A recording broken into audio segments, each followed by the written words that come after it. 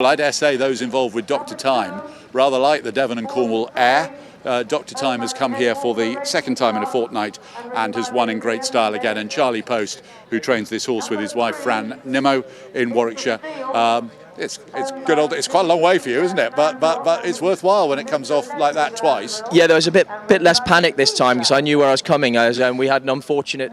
We went to the postcode that took us down the road, and then we went into the village about 5 miles down the road before we got here. But now we know where we're coming. Yeah, it was even more relaxed driving down, and Dr. Time seems to like it around here. I was saying to you though, I think it's more he's a victim of circumstance than particular design. The guys that own him have a holiday cottage down here, and so they were keen to see him run here. And of course, in this curtailed season, you've got to kind of go where the fixtures are, and with James King chasing the championship again, we're going to, we've not got loads of older horses, but Francesca and I are really going to try and keep running the older horses. Got a heavy workload, because if we can keep them fresh and well, and they don't show any signs of tiring for it, we're going to keep going, because he's got a big opportunity to win the title, and we want to do all we can to support our stable jockey. Yeah, because he works for you on a. Yeah, so he's in every day, most days. He rides out twice a week for us, and then comes in when we need him, and he's at Ollie Murphy's as well.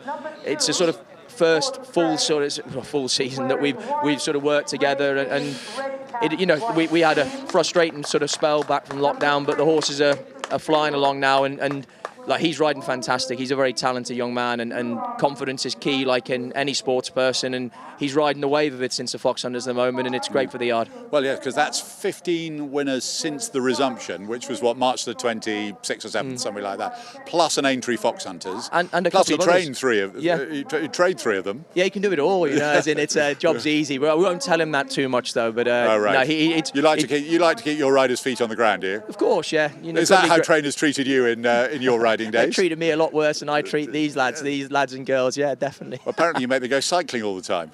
Yeah, I do. He didn't enjoy that, to be honest. We had a summer campaign where we were going to try and do even more fitness work, but we did 50k one day, and he moaned like hell that I'd put him on the worst bike of my two, and sort of thrashed him, and that got him very disheartened. But yeah, cycling with a few friends, and we've got a big charity ride coming up in August. Seamless. Yeah, I was giving you a seamless opportunity to plug your charity work. It is a big thing, for racing welfare. That's a huge charity that underpins the racing industry and looks after everyone across the board. And they're doing a sponsored ride from Carlisle Racecourse down to Newton Abbot at the end of August the 17th to the 21st, 100 miles a day. And yeah, we're hopefully going to raise a lot of money, and yeah, a few of our pals are doing it. Tom Messenger, he could really do to get in shape, and a few others. Connor Schumacher, who's a proper athlete. Yeah, he could practically be a Tour de France competitor. Well, yeah, I mean, this is a guy that before going to racing at Uttoxeter one day ran a marathon in 2 hours 40. I think he narrowly missed out on the time to qualify as a professional to run any marathon that he wanted. And then he rode at Uttoxeter. Did he win? It's a funny story. I think Dan Skelton was going berserk when he heard what his plan was, and of course when he saw the time, I think Dan then tried to say to him, look, we could get Olympic funding, and the modern pentathlon could be for you, and I'll coach you.